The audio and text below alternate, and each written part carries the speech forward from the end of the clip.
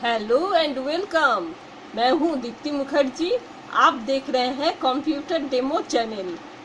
आज हम लोग क्यूबेसिक में फॉर नेक्स्ट का ही नेस्टेड लूप को देखते हैं। फॉर नेक्स्ट स्टेटमेंट में इनर लूप आउटर लूप किस तरह से बनाते हैं वो देखते हैं। CLS इसको एग्जाम्पल देके देखते हैं। अब यहाँ पर एक फॉर लूप लेते हैं। फॉर ए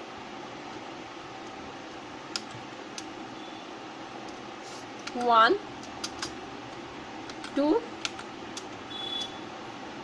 5 और फॉर बी 1 2 5 और उसके बाद प्रिंट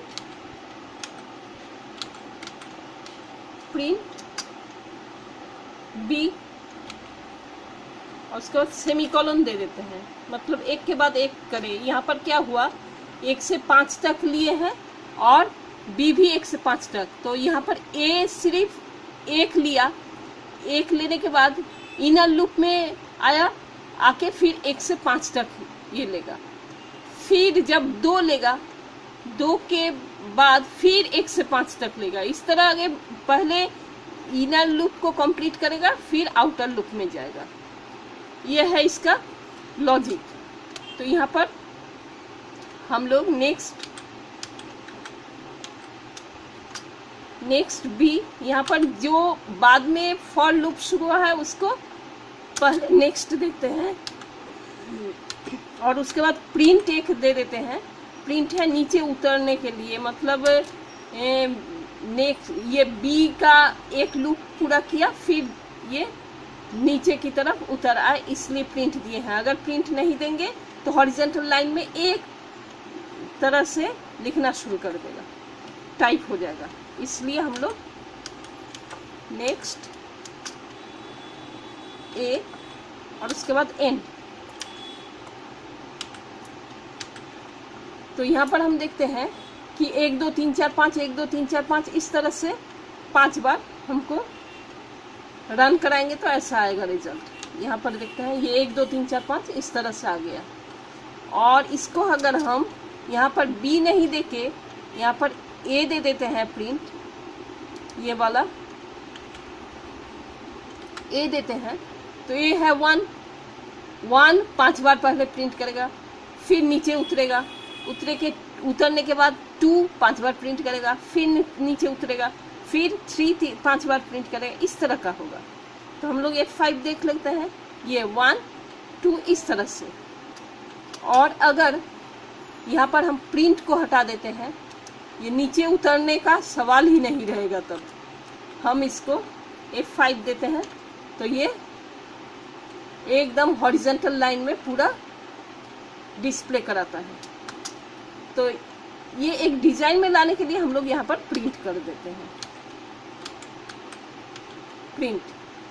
अब अगर हम थोड़ा सा इसको चेंज कर दें, यहाँ 1 2 5 है, यहाँ पर सिर्फ कर देते हैं 1 2 A, तो उस समय मेरा इस तरह का रिजल्ट आता है।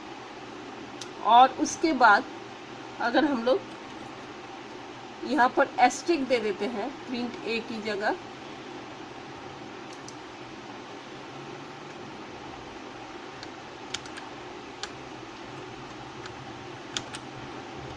तो फिर हम देखते हैं कि इस तरह का डिजाइन आता है। अब अगर हम यहाँ पर एक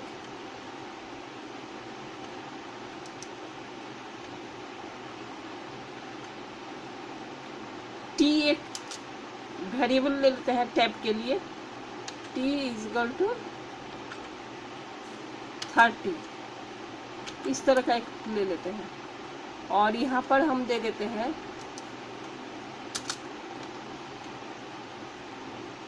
t = t - 1।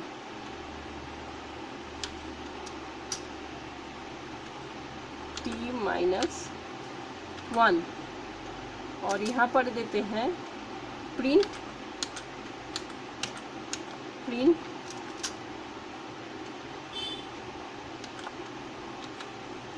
Tab t। अब हम इसको जब डिस्प्ले कराते हैं इस तरह से देता है। अब फिर हम इसको थोड़ा सा चेंज करते हैं, यहाँ पर दे देते हैं 1 to 7 और step 2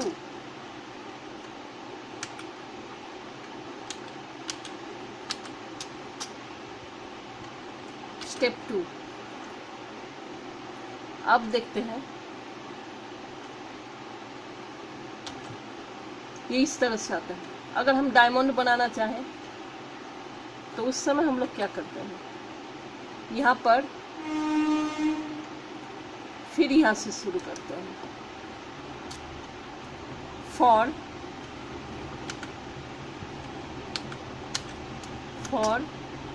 a is equal to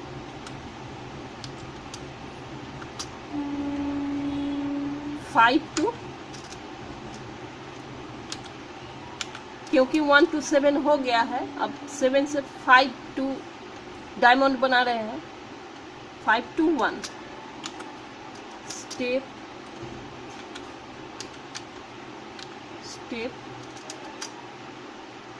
-2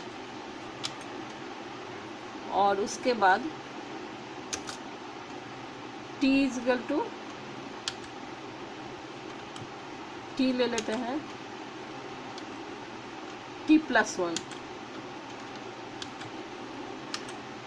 ये स्पेस के लिए है। अब print tab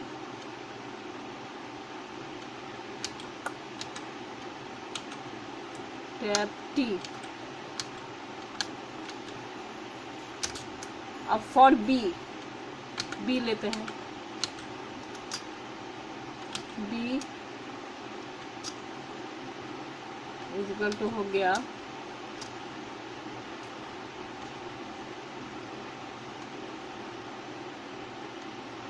1 to a 2 a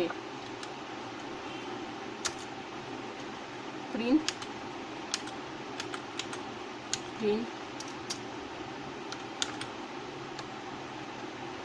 asterisk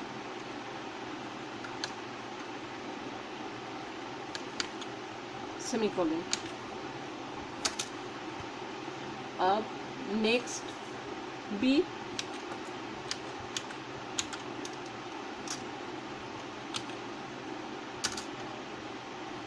print, नहीं तो नीचे नहीं उतरेगा इसलिए प्रिंट दे देते हैं।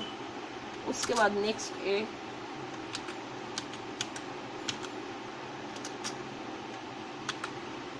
और इस तरह से अब देखते हैं कि इस तरह का डिजाइन देता है। इस तरह से हम लोग फॉर नेक्स्ट का नेस्टेड लूप का यूज़ करते हैं, जिससे तरह तरह के हम लोग डिजाइन बना सकते हैं।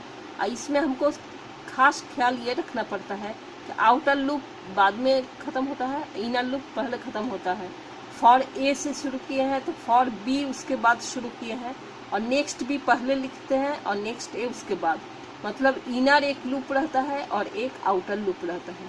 इसी तरह से इसका सिंटैक्स होता है। अगर हम गलती से यहाँ पर नेक्स्ट बी नहीं देके नेक्स्ट ए कर देते हैं तो ये गलत हो जाएगा। यहाँ पर नेक्स्ट ए कर देते हैं और यहाँ पर नेक्स्ट बी दे देते हैं तो ये मेरा गलत हो जाएगा। नेक्स्ट बी उसके बाद रन कराते हैं तो ये नेक्स्ट विदाउट फॉर इस तरह का एक,